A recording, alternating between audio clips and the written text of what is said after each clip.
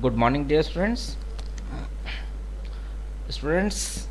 Business studies में आपका chapter चल रहा था डायरेक्टिंग, और हम डायरेक्टिंग के 4 एलिमेंट्स यानी सुपरविज़न, मोटिवेशन, लीडरशिप और कम्युनिकेशन ये पढ़ रहे थे, जिसमें हमारा फोर्थ पिलर यानी फोर्थ एलिमेंट कम्युनिकेशन बाकी था। आइए आज इसको और देखते हैं। ये हमारा लास्ट स्टेप है इस चैप्टर का। Communication plays key role in the success of a manager. How much professional knowledge and intelligence a manager possessed become immaterial if he does not able to communicate effectively with the subordinates and create understanding in them. Students, कोई भी manager चाहे उसके पास कितने ही knowledge क्यों ना हो, कितना ही experience क्यों ना हो, लेकिन अगर वो अपने नॉलेज को, अपने एक्सपीरियंस को ट्रांसफ़र नहीं कर पा रहा है अपने सबऑर्डिनेट्स तक, कम्युनिकेट नहीं कर पा रहा है सबऑर्डिनेट्स तक, तो ये सब बेकार है, इमैटीरियल है। Directing abilities of a manager mainly depends upon the communication skill. जो डायरेक्टिंग एक फंक्शन है, यानी डायरेक्शन का फंक्शन है, आपने देखा होगा हमेशा अगर हम फिल्म की भी बात करें, फिल्मों में भी डायरेक्टर जो डायरेक्टिंग प्रोसेस को कंप्लीट करता है वो कम्युनिकेशन के थ्रू ही कंप्लीट करता है। यानी कि किसी भी ऑर्गेनाइजेशन में जो मैनेजर है, लीडर है, अगर वो डायरेक्टिंग को परफॉर्म करना चाहता है, अच्छी तरह से परफॉर्म करना चाहता है, तो उसमें कम्युनिकेशन स्किल्स का होना ज़रूरी है, इफ़ेक्टिव है, एसेंशियल है। That is why organization always emphasis on improving communication skill of managers as well as employees. इसलिए कोई भी ऑर्गेनाइजेशन ये ज़्यादा जोर डालती है इस बात पर कि कम्युनिकेशन स्किल्स, चाहे वो मैनेजर की हो या एम्प्लॉयज़ की हो, उनको इंक्रीज़ किया जाए, या कंपनी इंक्रीज़ करना चाहती है। क्योंकि अगर कम्युनिकेशन इफेक्टिव है तो फर्स्ट अपीयरेंस में ही सबसे पहले कम्युनिकेशन ही सामने आता है। अगर कम्युनिकेशन स्ट्रांग है तो बहुत सारे ऑर्डर्स एक मैनेजर ले सकता है, अपनी बात दूसरों तक रख सकता है, और एक कम्युनिकेशन के थ्रू ही अपनी ऑर्गेनाइजेशन का एक पॉजिटिव पिक्चर दूसरे के सामने, दूसरे ऑर्गेनाइजेशंस के सामने, दूसरे अदर स्टेक होल्डर्स के सामने वो रख सकता है।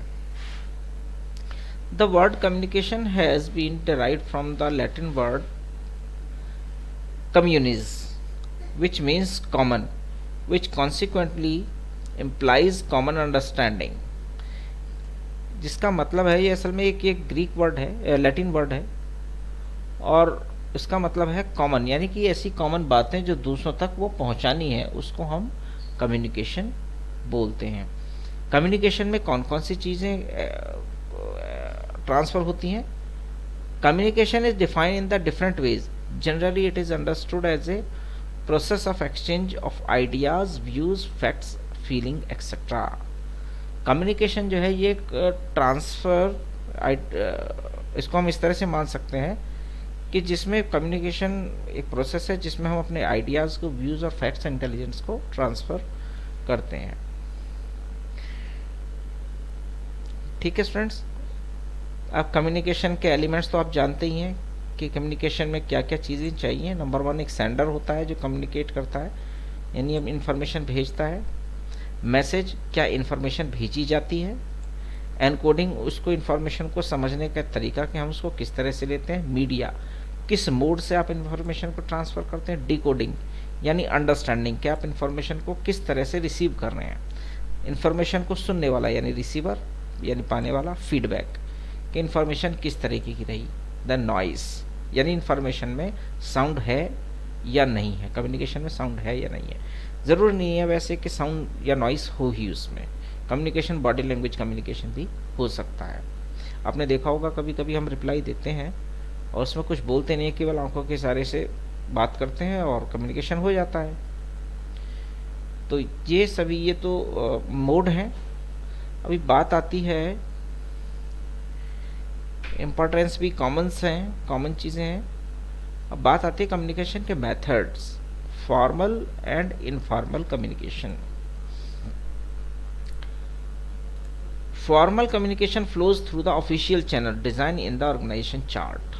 स्टूडेंट्स मैं बता देता हूँ आपको, फॉर्मल कम्युनिकेशन का मतलब है वो कम्युनिकेशन जो थ्रू प्रॉपर चैनल होता है, यानी कि इन राइटिंग कम्युनिकेशन, यानी जिसमें कम्युनिकेशन में चेन को ब्रेक ना किया जाए।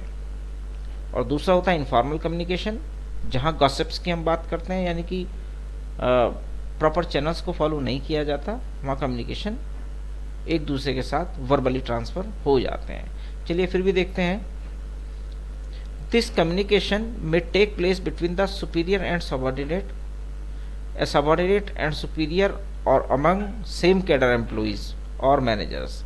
The communication may be oral in writing but generally recorded files in the office. ये फॉर्मल कम्युनिकेशन होता है, ये सेम रैंक के लोगों में होता है, ठीक है।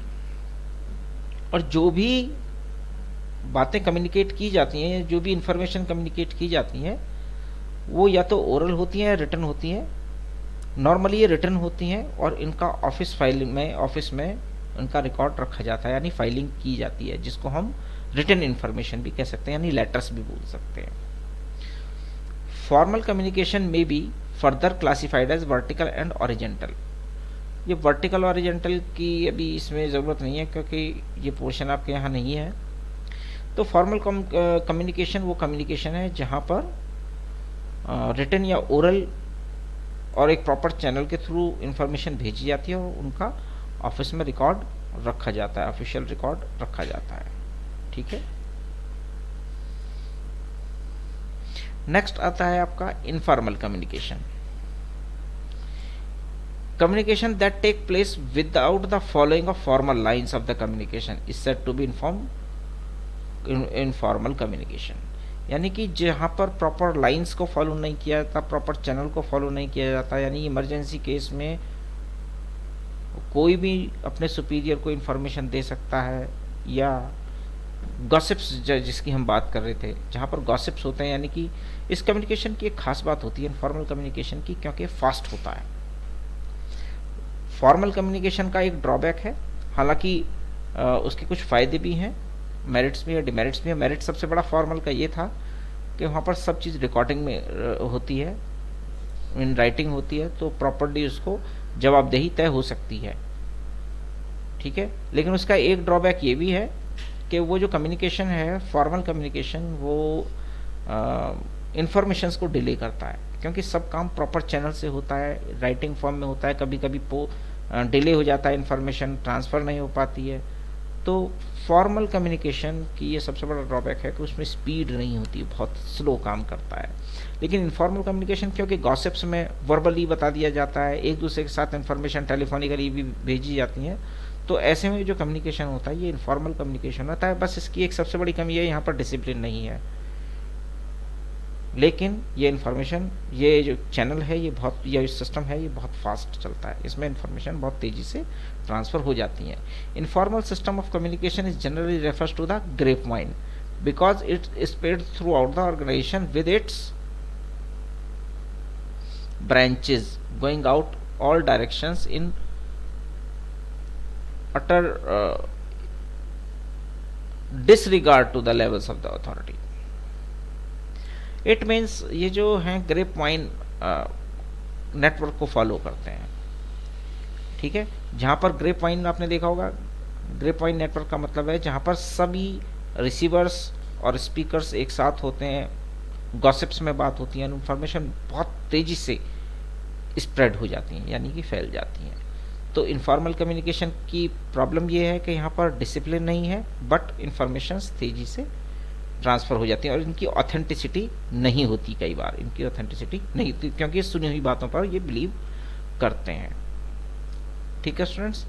अब बात आती है बैरियर्स ऑफ कम्युनिकेशन पर।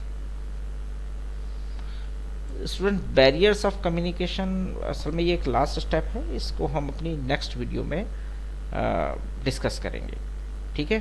लेकिन अभी हमने आज सीखा कि कम्युनिकेशन क्या है, इसके कंसेप्ट्स, और कम्युनिकेशन के टाइप्स जिसमें हमने फॉर्मल और इनफॉर्मल कम्युनिकेशन दोनों को ही समझ लिया है, पढ़ लिया है। ठीक है स्टूडेंट्स, आज के लिए बस इतना ही। Thank you.